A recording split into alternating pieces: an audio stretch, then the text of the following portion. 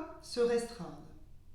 Pour les personnes qui ne me connaissent pas, je m'appelle Véronique Bachelet, j'accompagne en psychothérapie depuis plus de 20 ans des adultes, des hommes et des femmes à cheminer vers euh, plus de bonheur, alors que ce soit en couple, que ce soit en individuel, en tout cas à être plus solide, plus confiant et plus heureux dans la vie. Alors, pourquoi ce thème? Pourquoi se restreindre? Donc ça me fait deux pourquoi, donc du coup trois. Euh, voilà, lors d'un accompagnement avec ma coach Marie, je me suis aperçue que j'avais pris à un moment donné une direction, une décision par rapport à ma chaîne YouTube de parler d'une thématique. Et que de temps en temps, et qui est la thématique du couple, et notamment de la rencontre amoureuse, et de temps en temps, eh bien je me disais, ah je parlerais bien de ça, de tel thème ou de tel thème. Et puis je me disais, bah non, ça ne rentre pas vraiment dans les cases de ce que j'ai choisi au départ, et donc il y a quelque chose qui ne va pas. Et en échangeant avec Marie, je me suis rendu compte au fond que j'étais en train de me restreindre.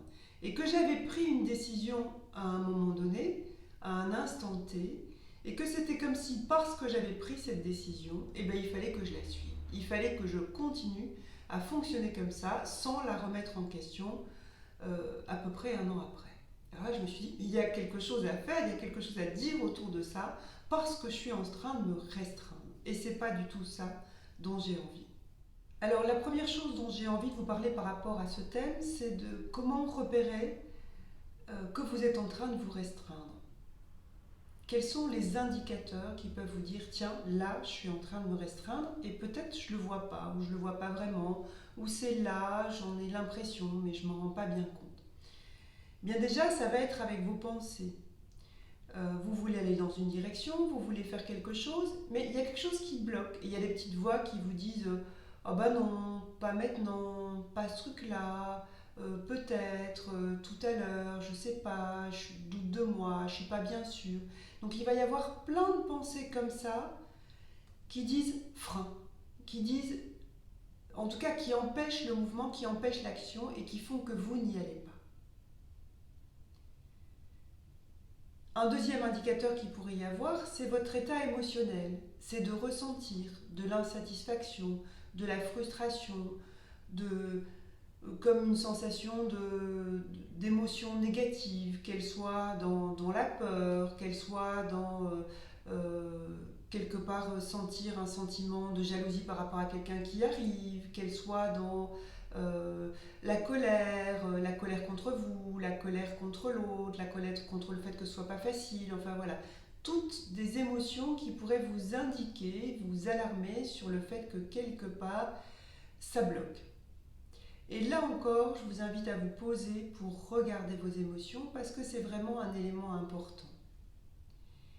Et puis, il y a un autre facteur qui est celui de simplement, vous ne vous y mettez pas, vous ne vous mettez pas en route sur le projet. Ça ne part pas, ça ne démarre pas. Et c'est comme si tout le temps, allez, j'y vais, je m'y mets, et puis non, je m'arrête. Et puis, ah bah, je vais peut-être m'y remettre à un autre moment. Et puis non, finalement, ça ne se fait pas. Et tout ça sont des indicateurs que, quelque part, vous êtes en train de vous restreindre et de ne pas, quelque part, développer votre plein potentiel.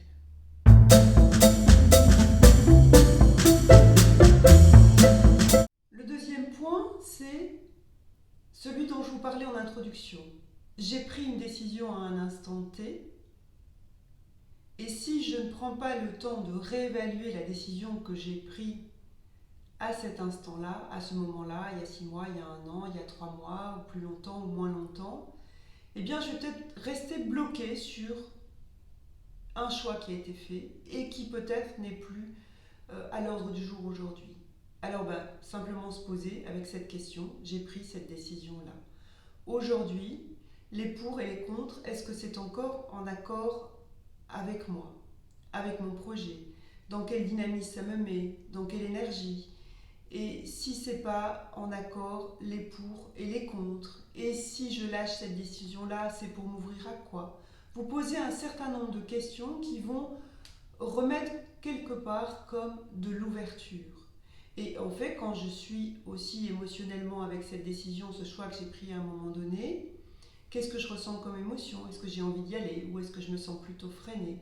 Donc c'est vraiment à propos de cette décision, vous posez dans la conscience avec un certain nombre d'interrogations et de présence, et avec bien sûr votre présence.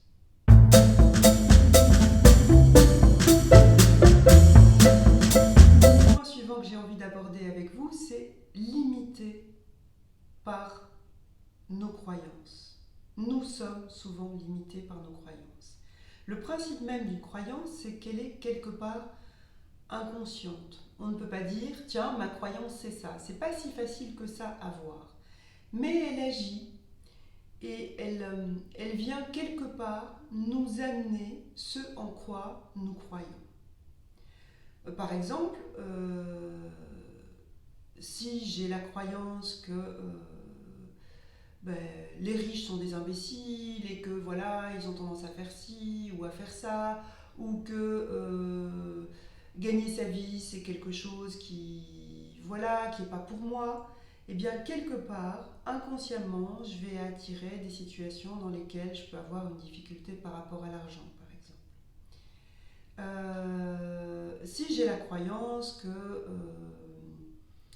les hommes, par exemple, ne sont pas en faculté de s'engager, d'avoir une vraie relation, je risque d'attirer à moi des relations avec des hommes, des personnes, hommes ou femmes, qui ne veulent pas s'engager. Et vous allez pouvoir regarder un certain nombre de choses par rapport à vos croyances, parce qu'il y en a de multiples. Et comment vous pouvez voir vos croyances? Vous pouvez les voir en vous écoutant parler. Qu'est-ce que vous racontez? Qu'est-ce que vous dites de vous? Qu'est-ce que vous dites aux gens? Et comment ça parle dans votre tête? Qu'est-ce que ça dit? Qu'est-ce que ça raconte? Et de temps en temps, au cours de la journée, vous pouvez faire une chose, c'est vous arrêter. Tiens, là, je suis en train de penser à quoi? Qu'est-ce qui dit dans ma tête? Évidemment, la méditation est un excellent moyen pour apprendre à voir ce qui se passe dans le phénomène de notre esprit et comment les pensées défilent. Mais vous pouvez aussi simplement le faire en vous arrêtant là. Tiens, qu'est-ce que je suis en train à quoi je suis en train de penser là? J'ai envie de faire ça, mais quand je pense à ça, qu'est-ce qu'il y a en amont? Qu'est-ce qu'il y a derrière? Quelles sont mes pensées?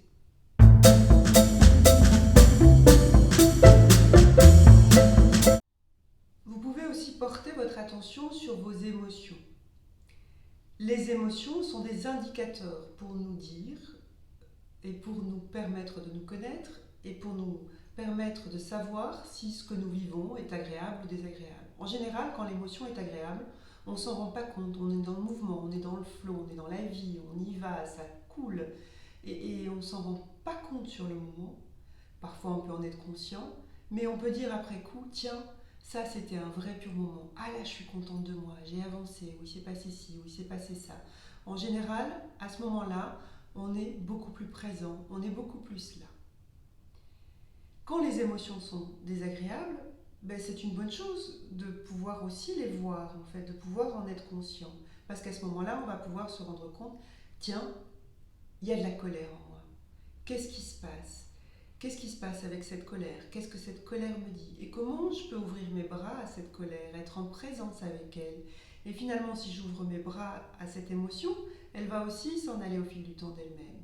Et quand la colère s'en va, quand la peur s'en va, quand la tristesse s'en va, quand les sentiments, les mouvements de dégoût ou de honte, quand tous ces mouvements-là s'en vont, de nouveau on revient dans sa joie d'être et on revient dans le flot.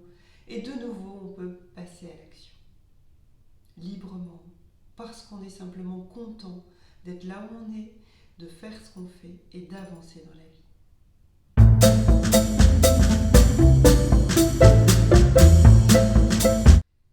Ce que je vous invite à regarder aussi, c'est ce que vous attirez à vous. Et tant que vous ne regardez pas ce que vous attirez à vous, les schémas se répètent encore et encore. Si vous vivez des choses agréables, tant mieux, parce que vous attirez à vous ce que vous voulez vivre, et c'est super. Mais si vous vivez des choses qui ne vous conviennent pas, et qu'en même temps vous désirez autre chose, c'est vraiment important de regarder tous ces éléments que je viens de citer, parce que sinon, vous allez, à votre insu, inconsciemment, continuer à faire encore la même chose. Et alors que vous désirez ça, vous obtiendrez ce que vous ne voulez pas. Et ce que vous obtiendrez que vous ne voulez pas s'appuie nécessairement sur ce dont j'ai parlé plus avant, qui sont les croyances. Et qui du coup, puisque c'est ce que vous ne voulez pas, sont les croyances négatives. Donc vraiment, ce travail, c'est un travail autour de la connaissance de soi, autour de regarder, autour de vraiment checker et vraiment d'être dans la présence. Et peut-être de décider ce que vous voulez.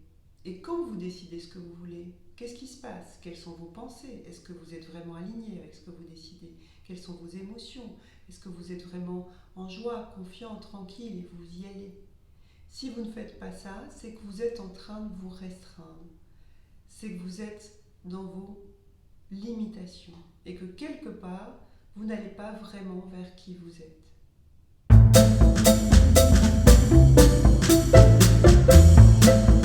En conclusion, chaque limitation, chaque frein, chaque expérience est une occasion pour moi de revenir là, de partir à la rencontre de moi et de savoir ce que je veux, ce que je ne veux plus. Et c'est une occasion de transformer pour aller encore plus vers cette ouverture et quitter les freins qui sont là, quitter les limitations qui sont là. Alors si cette vidéo vous a plu, je vous invite à la liker, à la partager, à la commenter. Vous pouvez me suivre sur Équanime Véronique Bachelet et sur ma chaîne YouTube. Je vous dis à bientôt.